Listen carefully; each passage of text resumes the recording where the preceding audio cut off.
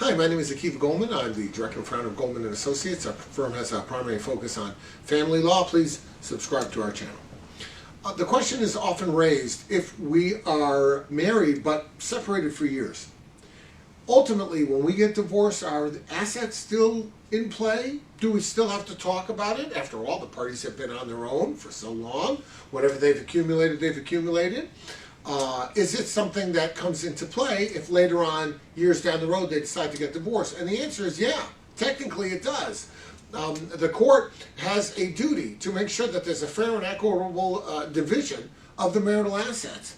Technically, marital assets are those assets accumulated during the marriage. So if you guys have been on a break for 5 years, all the while accumulating assets, it is arguable that the court can say, well, you guys may or may not have been on a break. I'm not getting into that. I see you got married, in 1995. It's 2022. This is a long-term marriage. You want to say, well, gee, but for the last 10 years we've been separated.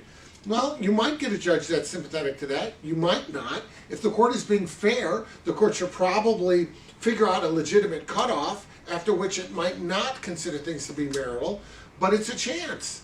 It's a real chance. And an asset that you might think is clearly going to be off the table, it might not be. Because in fairness, as the court weighs out the equity, that asset that you might think should be off the table might be the only one that's available for distribution and for division.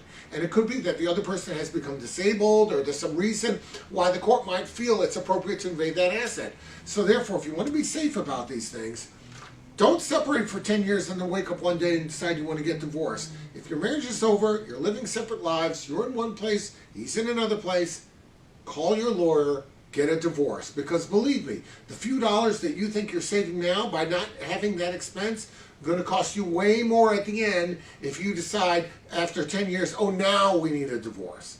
Who knows what will be going on at that time? It's better to avoid that. If you have any questions about that, reach out. And of course, we'll be glad to help you out.